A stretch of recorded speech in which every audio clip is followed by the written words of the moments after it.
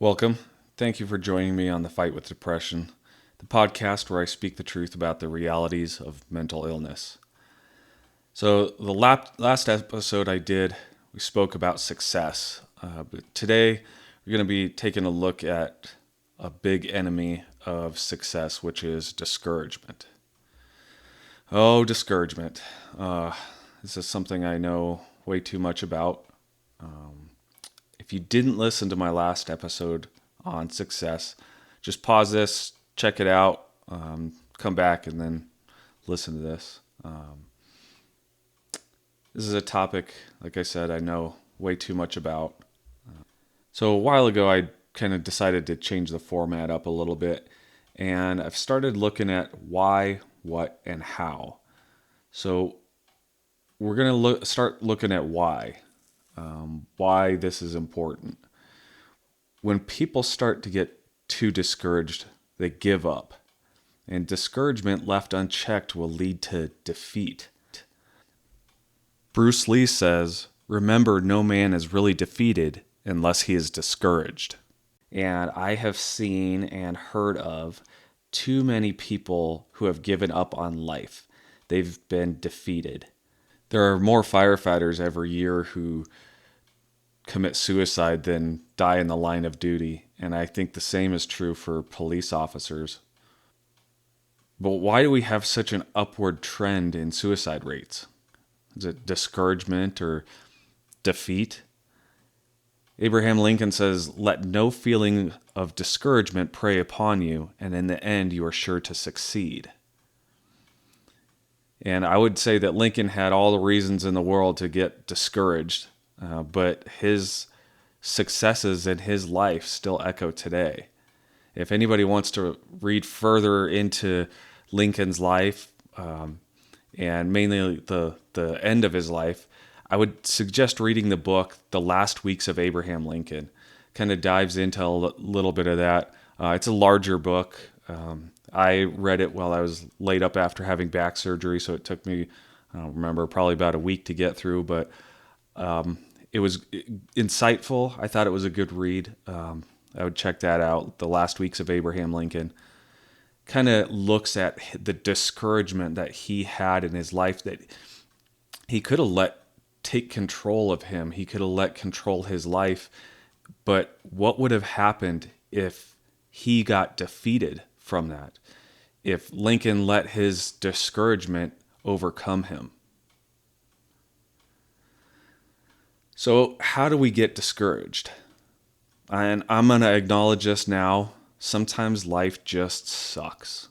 Bad things happen. Some people are dealt a bad hand. There is evil in this world. I started writing a book that looked deeper into this, and honestly, I got discouraged. I haven't been writing that at all. I looked at my past failures, and the book that I had written wasn't as successful as I was hoping, and I got discouraged. I felt that if I wrote another book, then nobody's going to want to read it, so what's the point? We let our past failures dictate our future. And kind of like I was talking about just a little bit, this is probably the biggest reason I get discouraged. I let my past failures or something I view as a failure turn into discouragement, and I feel defeated. Like I said, the book that I wrote, a podcast episode that I did, a blog post that I wrote didn't get the reaction that I was hoping for, so I feel like I failed. Or I didn't get the promotion at work, so I must not be good at my job. We view every negative circumstance and take it as a personal attack. We say, my kids are acting out, so I must be a bad parent. Or my friend snapped at me, so I must be a bad person. I'm a bad friend. I'm a failure. We compare where we are now to where we think we ought to be instead of pushing ourselves to continue to grow. And I mentioned this a little bit in my last episode on success. but we need to continue pushing forward instead of letting our discouragement overcome us. But discouragement is reciprocal. We surround ourselves with people we allow to discourage us, and in retaliation, we start to discourage others. Oprah Winfrey says, surround yourself with only people who are going to lift you higher. So don't tear each other down. Colossians 3:21 says, fathers, do not aggravate your children, or they will become discouraged. And I've found that people often discourage, discredit, and tear each other down to build up themselves or someone else they care about. If you feel like you need to bring somebody else down in order to make yourself look better, you might want to take a while and reflect on your own life. The only reason to do this is because of your own inadequacies, your own feelings of failure. I mean, the political attack ads, it's the season now for political ads, and I think we all get tired of them because instead of telling us why that candidate is the best choice, they only tell us how bad the opposition is. If somebody is worth voting for, I want to hear why that person is the best candidate. I don't want to just hear the reasons that their opposition is worse than they are. If you're running for a political office, you should be telling us how good you are and what you're going to do for the general population, not just how bad the other person is. Because if you don't have anything positive to say about yourself or about anybody else, then maybe you should find a different career. So a while ago, I spoke with an old chief that we had after I was passed up on a career firefighter position. And he gave me some advice based on what other people were doing. And this wasn't anything scandalous or anything. And he was just kind of pointing out some of the things that the other people did to get hired on. But I told him that I wasn't going to change who I am. I'm not going to change my morals to get the job. Told him if I didn't get the job based on who I am, then I didn't deserve it. I've also seen people trash talk each other in a hiring process to make themselves look better. And these are their so-called friends that they're slandering to make themselves look better. I don't want to hear why somebody else is worse for the job than they are. Build each other up. One of my friends, we were competing for the same position in the fire department. We were competing for the same promotion. And I was encouraging him to put his best foot forward, to go for it, just to put it all out there. He ended up getting the promotion and I didn't. And I couldn't be more happy for him. He's great at his job. He encourages me every day that we work together. I think it's obvious who I'm talking about, but as much as it kind of, pains me to say, well, I didn't get the job, I think he's definitely the better person for it. But for me to say that, I would have been better at it or anything like that would have been my own personal pride. Also would have been inaccurate. But like I said, we tear each other down to build ourselves up, but what is done in the dark will be brought to the light. Everything that we say and do against each other is going to eventually come back on us. So how do we keep ourselves from getting discouraged, and how do we overcome? We don't have to allow discouragement to turn into defeat. We can use it for fuel. Dale Carnegie says, develop success from failures. Discouragement and failure are two of the surest stepping stones to success. And Booker T. Washington says, every person who has grown to any degree of usefulness, every person who has grown to distinction, almost without exception, has been a person who has risen by overcoming obstacles, by removing difficulties, by resolving that when he met discouragement, he would not give up.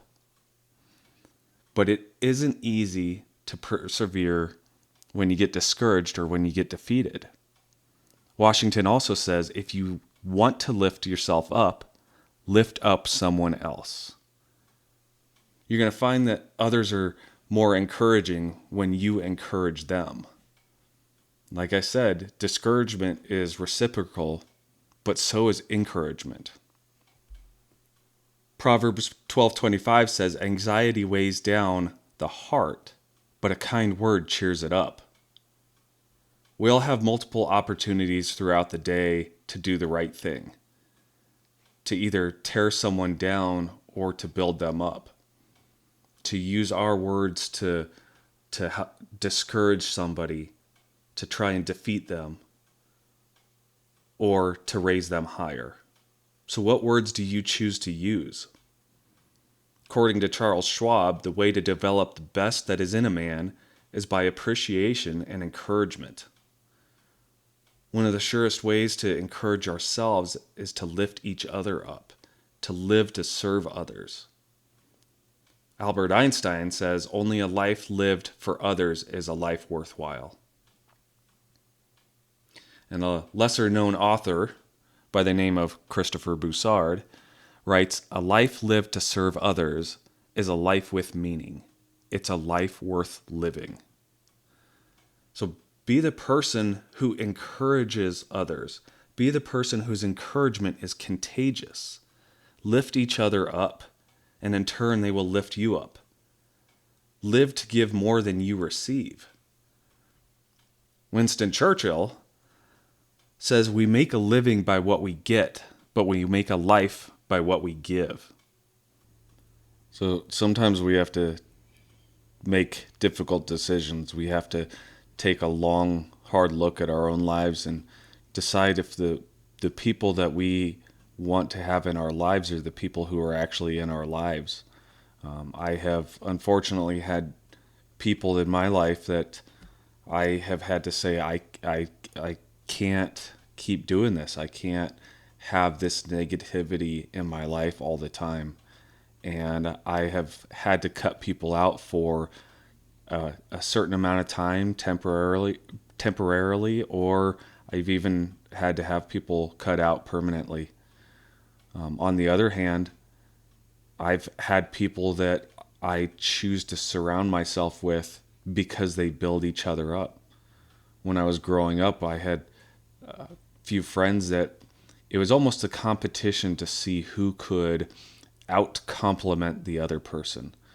We were always just lifting each other up, and those are the people that we want to surround ourselves with. So do we make those decisions that the people that we choose to have close to us maybe shouldn't be around us? Maybe we need to look at that harder.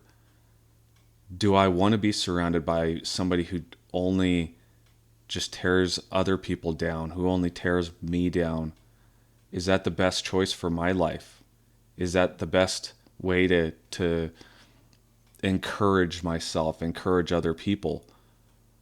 Or is that just contributing to my discouragement and my feeling of defeat? Will I continue just to be defeated every day by surrounding myself with these people? So imagine how we could change the world if we all realized how much better we are by living to serve and not be served. You may not be able to change the world, but you never know whose life you can change. Don't get defeated. Use your discouragement as a stepping stone for your own success. And live to give more than you receive. So until next time, God bless. Thank you for listening. There's a lot more I'd like to say and to dive into about success and about discouragement. Hopefully I'll be doing some more episodes on these. As always, if you have any suggestions or anything, go to thefightwithdepression.com. You can go to the contact page and get a hold of me that way. You can always go through the Facebook page too. Any comments or suggestions or anything, just let me know. And once again, thank you for tuning in.